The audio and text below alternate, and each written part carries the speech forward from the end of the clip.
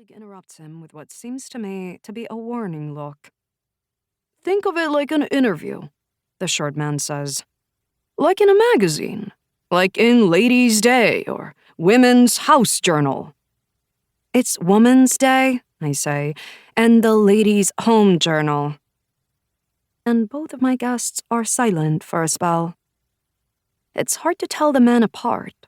They're both dressed in white shirts and black ties like David wears, though their Italian-cut suits are far slimmer than the boxy American styles David still insists on wearing. They both sport dark-rimmed eyeglasses perched on unremarkable noses, just like David does. They have the same short brown hair.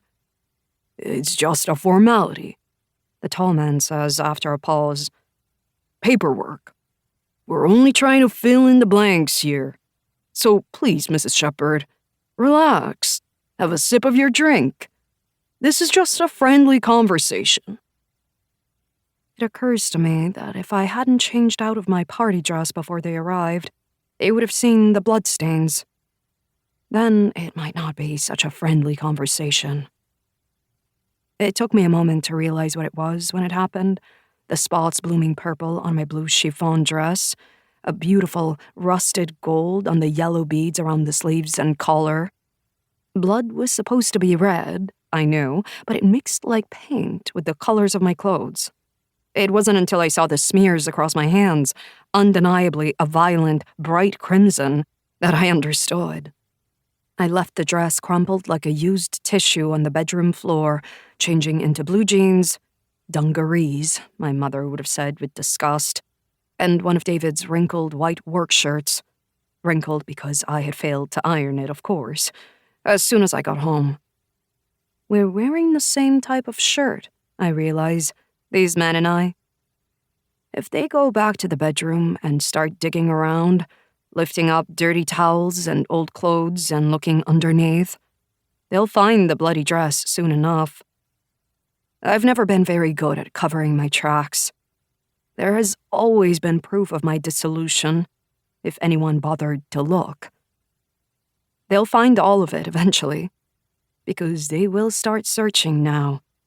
David and his people, the State Department, my family, hell, even the damn Russians.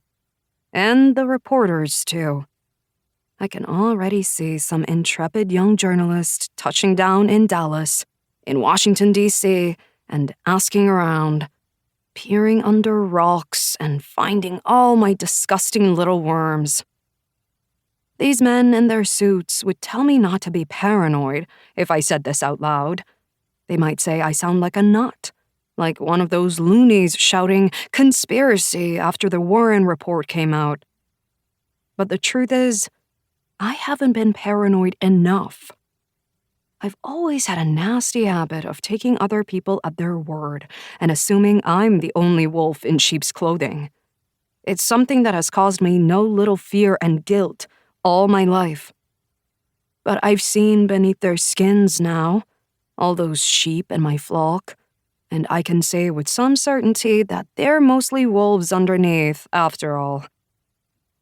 I take a sip of my drink, a few fingers of David's bourbon, as instructed. I offered to fix my inscrutable guests something, too, when they arrived at the door to our little flat, knocking softly and knowing I would answer, as late as it was, because what choice did I have? But they turned me down. They probably think it will help them to stay clear-headed. The whiskey makes my eyes water, and I rub at them, then realize I'm smearing my eye makeup and crushing my false lashes, still glued on from the party.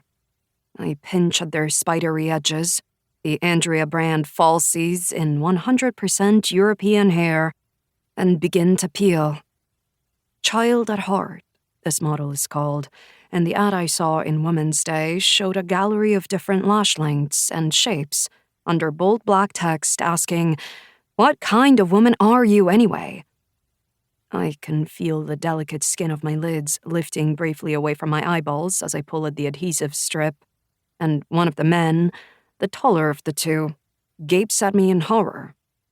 I probably look like something from Night of the Living Dead, like one of the cannibal corpses. Liz Taylor wears this kind.